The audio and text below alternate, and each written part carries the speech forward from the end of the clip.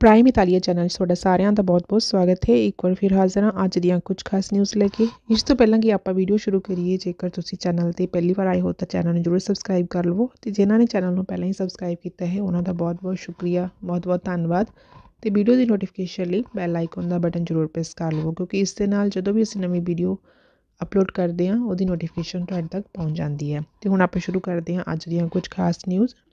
ਸਭ ਤੋਂ ਪਹਿਲਾਂ ਆਪਾਂ ਦੇਖ ਲੈਂਦੇ ਹਾਂ ਇਟਲੀ ਦੀਆਂ ਕੁਝ ਖਾਸ ਨਿਊਜ਼। ਜੇਕਰ ਆਪਾਂ ਕੇਸਾਂ ਦੀ ਗਿਣਤੀ ਦੇਖੀਏ ਤਾਂ ਪਿਛਲੇ 24 ਘੰਟਿਆਂ ਦੇ ਦੌਰਾਨ ਇਟਲੀ ਦੇ ਵਿੱਚ 75,861 ਨਵੇਂ ਕੇਸਿਸ ਆਏ ਹਨ ਅਤੇ 325 ਡੈਥ ਹੋਈਆਂ ਹਨ। ਅਤੇ ਕੇਸਾਂ ਦੀ ਗਿਣਤੀ ਅੱਗੇ ਨਾਲੋਂ ਕਾਫੀ ਜ਼ਿਆਦਾ ਘੱਟ ਗਈ ਹੈ। ਅਤੇ ਬੀਤੇ ਦਿਨੀ ਇਟਲੀ ਦੇ ਸਿਹਤ ਮੰਤਰੀ ਰੋਬਰਟੋ ਸਪਰਾਂਸਾ ਵੱਲੋਂ ਨਵੇਂ ਆਰਡੀਨੈਂਸ 'ਤੇ ਸਾਈਨ ਕੀਤੇ ਗਏ ਹਨ, ਜਿਸ ਦੇ ਵਿੱਚ ਦੱਸਿਆ ਗਿਆ ਹੈ ਕਿ ਹੁਣ ਜਿਹੜੇ ਦੇਸ਼ ਦੇ ਨਾਗਰਿਕ ਹੈ 11 ਫਰਵਰੀ ਤੋਂ ਲੈ ਕੇ 31 ਮਾਰਚ 2022 ਤੱਕ ਨਵੇਂ ਆਦੇਸ਼ ਤੱਕ ਖੁੱਲ੍ਹੀਆਂ ਥਾਵਾਂ 'ਤੇ ਯਾਨੀ ਕਿ ਆਊਟਡੋਰ ਦੇ ਵਿੱਚ ਮਾਸਕ ਉਹਨਾਂ ਨੂੰ ਹੁਣ ਨਾ ਪਹਿਨਣ ਦੀ ਇਜਾਜ਼ਤ ਦਿੱਤੀ ਗਈ ਹੈ। ਮਤਲਬ ਕਿ ਹੁਣ ਆਊਟਡੋਰ ਦੇ ਵਿੱਚ ਮਾਸਕ ਨੂੰ ਫ੍ਰੀ ਕਰ ਦਿੱਤਾ ਗਿਆ ਹੈ। ਅਤੇ ਇੱਥੇ ਦੱਸਣਯੋਗ ਹੈ ਕਿ ਮਾਸਕ ਜਿਹੜੇ ਹੈਗੇ ਸਿਰਫ ਬਾਹਰ ਜਿਹੜੇ ਖੁੱਲ੍ਹੇ ਦੇ ਵਿੱਚ ਹੀ ਨਾ ਲਗਾਉਣ ਦੀ ਪਰਮਿਸ਼ਨ ਮਿਲੀ ਹੈ, ਪਰ ਜਿਵੇਂ ਕਿ ਪਬਲਿਕ ਪਲੇਸਿਸ, ਭੀੜ ਭੜੱਕੇ ਵਾਲੀ ਜਗ੍ਹਾ ਅਤੇ ਉਹਨਾਂ ਤੋਂ ਇਲਾਵਾ ਬਾਕੀ ਹੋਰ ਵੀ ਨਿਯਮ ਹਨ ਜੋ ਇਸ ਤੋਂ ਪਹਿਲਾਂ ਬਣਾਏ ਗਏ ਸਨ, ਉਹਨਾਂ ਦੇ ਵਿੱਚ ਤੁਸੀਂ ਮਾਸਕ ਲਗਾਉਣਾ ਜ਼ਰੂਰੀ ਹੈ। ਅਤੇ ਇਹ ਨਿਯਮ ਜਿਹੜੇ ਅਗਲੇ ਆਦੇਸ਼ ਤੱਕ ਇਸੇ ਤਰ੍ਹਾਂ ਹੀ ਲਾਗੂ ਰਹਿਣਗੇ। ਅਤੇ ਇਸ ਤੋਂ ਇਲਾਵਾ ਇਹ ਕਿਹਾ ਹੈ ਕਿ ਜਿਹੜੀ ਕੋਵਿਡ ਦੀ ਹੈਗੀ ਆ ਚੌਥੀ ਜਿਹੜੀ ਡੋਜ਼ਿਸ ਹੈਗੀ ਆ ਉਹ ਹੁਣ ਨਹੀਂ ਹੋਵੇਗੀ, ਪਰ ਜਿਹੜੀ ਕੋਵਿਡ ਦੀ ਬੂਸਟਰ ਡੋਜ਼ ਹੈ ਉਹ ਇਸੇ ਤਰ੍ਹਾਂ ਹੀ ਹਾਲੇ ਚੱਲੇਗੀ। ਅਤੇ ਇਸ ਦੇ ਨਾਲ ਤੁਹਾਨੂੰ ਇਹ ਵੀ ਦੱਸ ਦਈਏ ਕਿ ਹੁਣ ਪੂਰੇ ਵਰਲਡ ਦੇ ਵਿੱਚ ਕੋਵਿਡ ਦੇ ਐਂਟੀ ਕੋਵਿਡ ਜਿਹੜੇ ਨਿਯਮ ਬਣਾਏ ਜਾ ਰਹੇ ਹਨ ਉਹਨਾਂ ਵਿੱਚ ਕੁਝ ਢਿੱਲ ਦੇਣੀ ਸ਼ੁਰੂ ਕਰ ਦਿੱਤੀ ਗਈ ਹੈ। ਅਤੇ ਇਸ ਦੇ ਨਾਲ ਫਰਾਂਸ ਦੇ ਵਿੱਚ ਵੀ ਜਿਹੜੀ ਗ੍ਰੀਨ ਸਰਟੀਫਿਕੇਟ ਹੈ ਉਸ ਨੂੰ ਰੱਦ ਕਰਨ ਦੇ ਲਈ ਕਿਹਾ ਜਾ ਰਿਹਾ ਹੈ। ਅਤੇ ਇੰਗਲੈਂਡ ਦੇ ਵਿੱਚ ਵੀ ਜਿਹੜੀਆਂ ਪਾਬੰਦੀਆਂ ਹੈਗੀਆਂ ਬਾਕੀ ਉਹਨਾਂ ਨੂੰ ਵੀ ਖਤਮ ਕਰਨ ਬਾਰੇ ਸੋਚਿਆ ਜਾ ਰਿਹਾ ਹੈ। ਅਤੇ ਫਰਾਂਸ ਦੇ ਵਿੱਚ ਵੀ 28 ਫਰਵਰੀ ਤੋਂ ਲੈ ਕੇ ਜਿਨ੍ਹਾਂ ਨੇ ਡੋਜ਼ ਪੂਰੀ ਤਰ੍ਹਾਂ ਵੈਕਸੀਨੇਟਡ ਹੋਏ ਹਨ ਲੋਕ, ਉਹਨਾਂ ਨੂੰ ਘਰ ਦੇ ਅੰਦਰ ਮਾਸਕ ਲਗਾਉਣ ਦੀ ਜ਼ਰੂਰਤ ਹੁਣ ਨਹੀਂ ਹੋਵੇਗੀ। ਹਾਲਾਂਕਿ ਟ੍ਰੇਨਸ, ਹਵਾਈ ਜਹਾਜ਼ਾਂ ਦੇ ਵਿੱਚ ਮਾਸਕ ਦੀ ਵਰਤੋਂ ਜਾਰੀ ਰੱਖਣ ਦੀ ਜ਼ਰੂਰਤ ਹੋਵੇਗੀ। ਅਤੇ ਜੇਕਰ ਆਪਾਂ ਰਸ਼ੀਆ ਵੱਲ ਦੇਖੀਏ ਤਾਂ ਰਸ਼ੀਆ ਦੇ ਵਿੱਚ ਪਿਛਲੇ 24 ਘੰਟੇ ਦੇ ਦੌਰਾਨ 2,03,949 ਨਵੇਂ ਕੇਸਿਸ ਆਏ ਹਨ ਅਤੇ 722 ਡੈਥ ਹੋਈਆਂ ਹਨ। ਇਸ ਤੋਂ ਬਾਅਦ ਅਗਲੀ ਨਿਊਜ਼ ਆ ਰਹੀ ਹੈ ਕਿ ਜਿਵੇਂ ਕਿ ਤੁਸੀਂ ਜਾਣਦੇ ਹੋ ਕਿ ਇਸ ਵਾਰ 31 ਮਾਰਚ ਨੂੰ ਜਿਹੜੀ ਐਮਰਜੈਂਸੀ, ਸਟੇਟ ਐਮਰਜੈਂਸੀ ਹੈ ਉਸ ਦੀ ਮਿਆਦ ਖਤਮ ਹੋ ਰਹੀ ਹੈ। ਅਤੇ ਇਸ ਤੋਂ ਬਾਅਦ ਹੋ ਸਕਦਾ ਹੈ ਕਿ ਇਸ ਨੂੰ ਅੱਗੇ ਨਾ ਵਧਾਇਆ ਜਾਵੇ। ਅਤੇ ਇਹ ਕੁਐਸਚਨ ਉੱਠਦਾ ਹੈ ਕਿ ਫਿਰ ਗ੍ਰੀਨ ਪਾਸ ਦਾ ਕੀ ਬਣੇਗਾ। ਅਤੇ ਇਸ ਦੇ ਬਾਰੇ ਸਾਰੇ ਹੀ ਜਿਹੜੇ ਮਿਨਿਸਟਰਸ ਹੈਗੇ ਆ ਉਹਨਾਂ ਦੇ ਆਪਣੇ ਆਪਣੇ ਵਿਚਾਰ ਹਨ।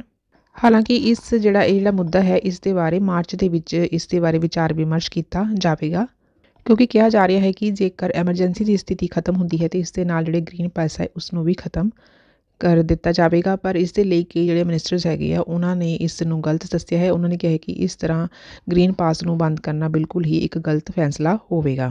ਅਤੇ ਇਸ ਦੇ ਬਾਰੇ ਹਾਲੇ ਗਵਰਨਮੈਂਟ ਵਿਚਾਰ ਕਰ ਰਹੀ ਹੈ ਅਤੇ ਅਜੇ ਸਪਸ਼ਟ ਨਹੀਂ ਹੈ ਕਿ ਗ੍ਰੀਨ ਪਾਸ ਬਾਰੇ ਕੀ ਫੈਸਲਾ ਲਿੱਤਾ ਜਾਵੇਗਾ।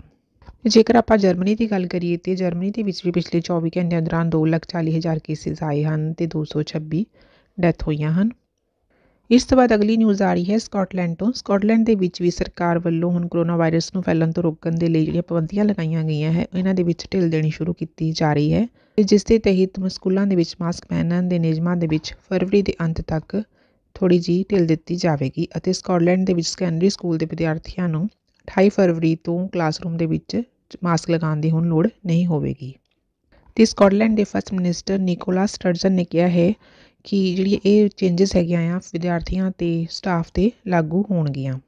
ਇਸ ਤੋਂ ਬਾਅਦ ਅਗਲੀ ਨਿਊਜ਼ ਆ ਰਹੀ ਹੈ ਪਾਕਿਸਤਾਨ ਤੋਂ। ਪਾਕਿਸਤਾਨ ਦੇ ਪੰਜਾਬ ਸੂਬੇ ਦੇ ਇੱਕ ਪ੍ਰਮੁੱਖ ਬਾਜ਼ਾਰ ਦੇ ਵਿੱਚ ਅੱਗ ਲੱਗਣ ਦੇ ਨਾਲ 500 ਤੋਂ ਵੱਧ ਦੁਕਾਨਾਂ ਸੜ ਕੇ ਸੁਆਹ ਹੋ ਗਈਆਂ ਹਨ।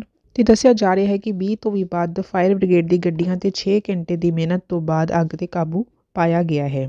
ਫਿਲਹਾਲ ਅੱਗ ਲੱਗਣ ਦੇ ਕਾਰਨਾਂ ਦਾ ਹਾਲੇ ਕੋਈ ਜਾਣਕਾਰੀ ਨਹੀਂ ਮਿਲੀ ਹੈ। ਇਸ ਤੋਂ ਬਾਅਦ ਅਗਲੀ ਨਿਊਜ਼ ਆ ਰਹੀ ਹੈ ਕੈਨੇਡਾ ਤੋਂ। ਜਿਵੇਂ ਕਿ ਤੁਸੀਂ ਜਾਣਦੇ ਹੋ ਕਿ ਕੈਨੇਡਾ ਦੇ ਵਿੱਚ ਵੀ ਕਾਫੀ ਜ਼ਿਆਦਾ ਲੋਕਾਂ ਦੁਆਰਾ ਵਿਰੋਧ ਕੀਤਾ ਜਾ ਰਿਹਾ ਹੈ। ਇੰਡੀਆ ਦੇ ਵਿੱਚ ਕਿਸਾਨਾਂ ਦੇ ਮੁੱਦੇ ਤੋਂ ਬਾਅਦ PM ਕੈਨੇਡਾ ਦੇ ਪ੍ਰਧਾਨ ਮੰਤਰੀ ਜਸਟਿਨ ਟਰੂਡੋ ਦੀ ਸੱਤਾ ਵੀ ਹਿਲਦੀ ਹੋਈ ਦਿਖਾਈ ਦੇ ਰਹੀ ਹੈ। ਕੈਨੇਡਾ ਦੀ ਰਾਜਧਾਨੀ ਓਟਾਵਾ ਦੇ ਵਿੱਚ ਪ੍ਰਦਰਸ਼ਨ ਕਰ ਰਹੇ 50,000 ਤੋਂ ਵੀ ਜ਼ਿਆਦਾ ਪ੍ਰਦਰਸ਼ਨਕਾਰੀਆਂ ਨੇ ਕਸਮ ਖਾਧੀ ਹੈ ਕਿ ਉਹ ਹੁਣ PM ਟਰੂਡੋ ਦੇ ਅਸਤੀਫਾ ਦੇਣ ਤੱਕ ਡਟੇ ਰਹਿਣਗੇ। ਅਤੇ ਉਹਨਾਂ ਨੇ ਕਿਹਾ ਹੈ ਕਿ ਜਦ ਤੱਕ ਉਹ ਅਸਤੀਫਾ ਨਹੀਂ ਦਿੰਦੇ ਉਦੋਂ ਤੱਕ ਉਹ ਇਸੇ ਤਰ੍ਹਾਂ ਹੀ ਸ਼ਹਿਰ ਦੇ ਵਿੱਚ ਡਟੇ ਰਹਿਣਗੇ। ਇਸ ਦੇ ਨਾਲ ਹੀ ਮਾਸਕ ਅਤੇ ਵੈਕਸੀਨ ਨੂੰ ਲਾਜ਼ਮੀ ਕੀਤੇ ਜਾਣ ਦੇ ਫੈਸਲੇ ਨੂੰ ਵੀ ਖਤਮ ਕੀਤਾ ਜਾਂਦਾ ਹੈ।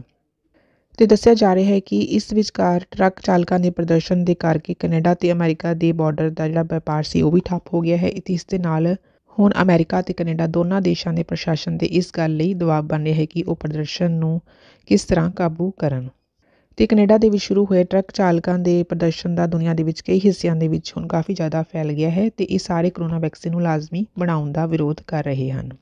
ਇਹ ਪ੍ਰਦਰਸ਼ਨ ਕੈਨੇਡਾ ਦੇ ਨਾਲ ਅਮਰੀਕਾ, ਆਸਟ੍ਰੇਲੀਆ, ਨਿਊਜ਼ੀਲੈਂਡ ਅਤੇ ਫਰਾਂਸ ਦੇ ਵਿੱਚ ਵੀ ਸ਼ੁਰੂ ਹੋ ਗਏ ਹਨ। ਅਤੇ ਇਸ ਤੋਂ ਬਾਅਦ ਅਗਲੀ ਨਿਊਜ਼ ਵੀ ਫਰਾਂਸ ਤੋਂ ਹੀ ਆ ਰਹੀ ਹੈ ਅਤੇ ਦੱਸਿਆ ਜਾ ਰਿਹਾ ਹੈ ਕਿ ਕੈਨੇਡਾ ਤੋਂ ਜਿਹੜਾ ਸ਼ੁਰੂ ਹੋਇਆ ਕਰੋਨਾ ਵੈਕਸੀਨ ਦਾ ਵਿਰੋਧ ਹੁਣ ਫਰਾਂਸ ਵਿੱਚ ਵੀ ਪਹੁੰਚ ਗਿਆ ਹੈ। ਫਰਾਂਸ ਦੀ ਰਾਜਧਾਨੀ ਪੈਰਿਸ ਨੂੰ ਘੇਰਨ ਦੇ ਲਈ ਦਰਜਨਾਂ ਹੀ ਟਰੱਕ ਦੱਖਣੀ ਫਰਾਂਸ ਤੋਂ ਰਵਾਨਾ ਹੋ ਗਏ ਹਨ ਅਤੇ ਪ੍ਰਦਰਸ਼ਨ ਵਿੱਚ ਸ਼ਾਮਲ ਹੋਣ ਦੇ ਲਈ ਲੋਕ ਕਾਰਾਂ ਅਤੇ ਬਾਈਕਾਂ ਦੇ ਵਿੱਚ ਵੀ ਪਹੁੰਚ ਰਹੇ ਹਨ। ਅਤੇ ਦੱਸਿਆ ਜਾ ਰਿਹਾ ਹੈ ਕਿ ਫਰਾਂਸੀਸੀ ਸਰਕਾਰ ਵੱਲੋਂ ਰੈਸਟੋਰੈਂਟਸ, ਥੀਏਟਰ, ਸਿਨੇਮਾ ਵਰਗੀਆਂ ਥਾਵਾਂ 'ਤੇ ਜਾਣ ਦੇ ਲਈ ਵੈਕਸੀਨ ਪਾਸ ਨੂੰ ਲਾਜ਼ਮੀ ਕੀਤਾ ਸੀ ਅਤੇ ਹੁਣ ਪ੍ਰਦਰਸ਼ਨਕਾਰੀ ਇਸ ਵੈਕਸੀਨ ਪਾਸ ਦਾ ਵਿਰੋਧ ਕਰ ਰਹੇ ਹਨ। ਅਤੇ ਇਸ ਤੋਂ ਬਾਅਦ ਉੱਥੇ ਦੀ ਸਰਕਾਰ ਦਾ ਕਹਿਣਾ ਹੈ ਕਿ ਹਾਲਾਤ ਨਾਰਮਲ ਹੁੰਦੇ ਹੀ ਜਿਹੜੀ ਵੈਕਸੀਨ ਪਾਸ ਹੈਗਾ ਇਸ ਦੀ ਲੋੜ ਨੂੰ ਵੀ ਖਤਮ ਕਰ ਦਿੱਤਾ ਜਾਵੇਗਾ। ਅਤੇ ਇਸੇ ਤਰ੍ਹਾਂ ਹੀ ਫਰਾਂਸ ਤੋਂ ਇਲਾਵਾ ਨਿਊਜ਼ੀਲੈਂਡ ਦੀ ਵੀ ਇਸੇ ਤਰ੍ਹਾਂ ਦੇ ਹਾਲਾਤ ਹੈ। ਉੱਥੇ ਵੀ ਇਸ ਤਰ੍ਹਾਂ ਹੀ ਚੱਲ ਰਿਹਾ ਹੈ। ਦੇਸ਼ ਦੇ ਵਿੱਚ ਚੱਲ ਰਹੇ ਵਿਰੋਧ ਕਰਕੇ ਪ੍ਰਦਰਸ਼ਨਾਂ ਦੇ ਵਿੱਚ ਤੀਸਰੇ ਦਿਨ ਪੁਲਿਸ ਨੇ ਸੰਸਦ ਦੇ ਭਵਨ ਦੇ ਬਾਹਰ ਸੜਕ 'ਤੇ ਡੇਰਾ ਲਾਏ ਬੈਠੇ 120 ਪ੍ਰਦਰਸ਼ਨਕਾਰੀਆਂ ਨੂੰ ਗ੍ਰਿਫਤਾਰ ਵੀ ਕੀਤਾ ਹੈ। ਇਸ ਤੋਂ ਬਾਅਦ ਅਗਲੀ ਨਿਊਜ਼ ਆ ਰਹੀ ਹੈ ਕੁਵੈਤ ਤੋਂ। ਕੁਵੈਤ ਆਪਣੇ ਸਾਰੇ ਹੀ ਸਰਕਾਰੀ ਨੌਕਰੀਆਂ ਤੋਂ ਵਿਦੇਸ਼ੀ ਕਰਮਚਾਰੀਆਂ ਨੂੰ ਹੁਣ ਹਟਾ ਰਿਹਾ ਹੈ ਅਤੇ ਆਪਣੇ ਨਾਗਰਿਕਾਂ ਨੂੰ ਨੌਕਰੀ ਦੇ ਰਿਹਾ ਹੈ। ਅਤੇ ਦੱਸਿਆ ਜਾ ਰਿਹਾ ਹੈ ਕਿ ਸਰਕਾਰ ਦੀ ਇਸ ਯੋਜਨਾ ਦੇ ਤਹਿਤ ਅਗਸਤ ਤੱਕ ਇਹ ਜਿਹੜੀ ਯੋਜਨਾ ਉਹਨਾਂ ਦੀ ਪੂਰੀ ਹੋ ਜਾਵੇਗੀ।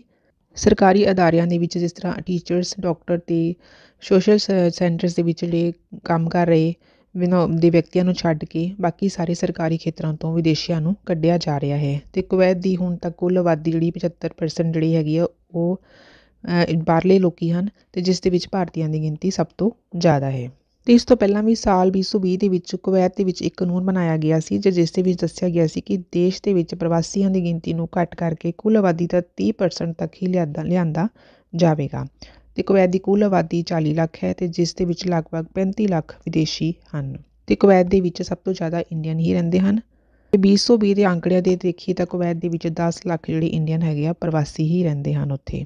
ਇਸ ਕਾਨੂੰਨ ਕਰਕੇ ਹੁਣ ਭਾਰਤੀਆਂ ਨੂੰ ਨੌਕਰੀ ਗਵਾਉਣੀ ਪੈ ਰਹੀ ਹੈ ਅਤੇ ਆਪਣੇ ਦੇਸ਼ ਵਾਪਸ ਪਰਤਣਾ ਪੈ ਰਿਹਾ ਹੈ। ਅਤੇ ਸਰਕਾਰ ਦੇ ਇਸ ਫੈਸਲੇ ਦਾ ਅਸਰ ਹੁਣ ਕੁਵੈਤ ਵਿੱਚ ਰਹਿਣ ਵਾਲੇ ਇੰਡੀਅਨ ਲੋਕਾਂ 'ਤੇ ਕਾਫੀ ਜ਼ਿਆਦਾ ਪਵੇਗਾ। ਇਸ ਤੋਂ ਬਾਅਦ ਅਗਲੀ ਨਿਊਜ਼ ਆ ਰਹੀ ਹੈ ਬ੍ਰਿਟੇਨ ਤੋਂ। ਕੋਵਿਡ-19 ਦੀ ਮਹਾਂਮਾਰੀ 'ਤੇ ਨਿਯੰਤਰਣ ਪਾਉਣ ਦੇ ਲਈ ਬ੍ਰਿਟਿਸ਼ ਸਰਕਾਰ ਦੁਆਰਾ ਕਾਫੀ ਜ਼ਿਆਦਾ ਪਾਬੰਦੀਆਂ ਲਾਗੂ ਕੀਤੀਆਂ ਗਈਆਂ ਸੀ ਅਤੇ ਹੁਣ ਇਸ ਤੋਂ ਬਾਅਦ ਦੱਸਿਆ ਜਾ ਰਿਹਾ ਹੈ ਕਿ ਪਿਛਲੇ 2 ਸਾਲਾਂ ਤੋਂ ਲਾਗੂ ਆਖਰੀ ਪਾਬੰਦੀ ਵੀ ਖਤਮ ਕਰ ਦਿੱਤੇ ਜਾਣ ਤੋਂ ਬਾਅਦ ਵੈਕਸੀਨ ਲੈ ਚੁੱਕੇ ਯਾਤਰੀ ਸ਼ੁੱਕਰਵਾਰ ਤੋਂ ਯਾਨੀ ਕਿ ਅੱਜ ਤੋਂ ਬਿਨਾਂ ਕਿਸੇ ਜਾਂਚ ਦੇ ਦੇਸ਼ ਦੇ ਵਿੱਚ ਪ੍ਰਵੇਸ਼ ਕਰ ਸਕਦੇ ਹਨ। ਅਤੇ ਦੱਸਿਆ ਜਾ ਰਿਹਾ ਹੈ ਕਿ ਵੈਕਸੀਨ ਦੀ ਘੱਟ ਤੋਂ ਘੱਟ 2 ਡੋਜ਼ਿਸ ਲੈ ਚੁੱਕੇ ਲੋਕਾਂ ਨੂੰ ਹੁਣ ਬ੍ਰਿਟੇਨ ਦੇ ਵਿੱਚ ਐਂਟਰੀ ਕਰਨ ਦੇ ਸਮੇਂ ਸਿਰਫ ਇੱਕ ਫਾਰਮ ਭਰਨ ਦੀ ਜ਼ਰੂਰਤ ਹੋਵੇਗੀ ਜਿਸ ਦੇ ਜ਼ਰੀਏ ਉਹਨਾਂ ਦੇ ਰਹਿਣ ਦੇ ਸਥਾਨ ਦਾ ਪਤਾ ਲਗਾਇਆ ਜਾ ਸਕੇਗਾ। ਅਤੇ ਇਸ ਦੇ ਬਾਵਜੂਦ ਜਿਨ੍ਹਾਂ ਨੇ ਵੈਕਸੀਨ ਨਹੀਂ ਲਈ ਹੈ ਉਹਨਾਂ ਨੂੰ ਆਪਣੀ ਸਫ਼ਰ ਸ਼ੁਰੂ ਕਰਨ ਤੋਂ ਪਹਿਲਾਂ ਅਤੇ ਪਹੁੰਚਣ 'ਤੇ ਆਪਣੀ ਕੋਵਿਡ-19 ਦਾ ਜਾਂਚ ਕਰਵਾਉਣਾ ਪਵੇਗਾ।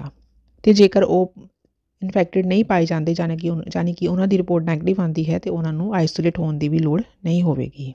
ਅਤੇ ਇਸ ਤੋਂ ਇਲਾਵਾ ਲੰਡਨ ਦੇ ਦੂਜੇ ਸਭ ਤੋਂ ਬਿਜ਼ੀ ਜਿਹੜਾ ਏਅਰਪੋਰਟ ਹੈ ਗੈਟਵਿਕ ਨੇ ਵੀ ਕਿਹਾ ਹੈ ਕਿ ਉਹ ਜੂਨ 2020 ਤੋਂ ਆਪਣੇ ਬੰਦ ਪਏ ਜਿਹੜੇ 2 ਟਰਮੀਨਲ ਹੈਗੇ ਆ ਉਹਨਾਂ ਨੂੰ ਵੀ ਅਗਲੇ ਮਹੀਨੇ ਫਿਰ ਖੋਲ੍ਹਣ ਦੀ ਯੋਜਨਾ ਬਣਾ ਰਿਹਾ ਹੈ। ਇਹ ਸੀ ਅੱਜ ਦੀਆਂ ਕੁਝ ਖਾਸ ਨਿਊਜ਼। ਹੁਣ ਆਪਾਂ ਦੇਖ ਲੈਂਦੇ ਹਾਂ ਕਰੰਸੀ ਰੇਟ। ਸਭ ਤੋਂ ਪਹਿਲਾਂ ਆਪਾਂ ਦੇਖਦੇ ਨਿਊਜ਼ੀਲੈਂਡ ਦੇ ਡਾਲਰ ਦਾ ਰੇਟ ਚੱਲ ਰਿਹਾ 49 ਰੁਪਏ 6 ਪੈਸੇ। ਇਸ ਤੋਂ ਬਾਅਦ UAE ਦੇ ਦਰਾਮ ਦਾ ਰੇਟ ਚੱਲ ਰਿਹਾ 20 ਰੁਪਏ 45 ਪੈਸੇ। ਆਸਟ੍ਰੇਲੀਆ ਦੇ ਡਾਲਰ ਦਾ ਰੇਟ ਚੱਲ ਰਿਹਾ 52 ਰੁਪਏ 41 ਪੈਸੇ। ਕੈਨੇਡਾ ਦੇ ਡਾਲਰ ਦਾ ਰੇਟ 58 ਰੁਪਏ 72 ਪੈਸੇ। US ਡਾਲਰ ਦੇ ਰੇਟ 75 ਰੁਪਏ। UK ਦੇ ਪਾਉਂਡ ਦਾ ਰੇਟ 100 ਰੁਪਏ 54 ਪੈਸੇ ਅਤੇ ਯੂਰੋ ਦਾ ਰੇਟ ਚੱਲ ਰਿਹਾ 83 ਰੁਪਏ 61 ਪੈਸੇ। ਇਸ ਨਾਲ ਹੀ ਆਪਾਂ ਵੀਡੀਓ ਖਤਮ ਕਰਦੇ ਹਾਂ। ਜੇ ਵੀਡੀਓ ਚੰਗੀ ਲੱਗੀ ਤਾਂ ਇੱਕ ਲਾਈਕ ਜ਼ਰੂਰ ਕਰਿਓ। ਵੀਡੀਓ ਦੇਖਣ ਲਈ ਤੁਹਾਡਾ ਸਾਰਿਆਂ ਦਾ ਬਹੁਤ ਬਹੁਤ ਸ਼ੁਕਰੀਆ।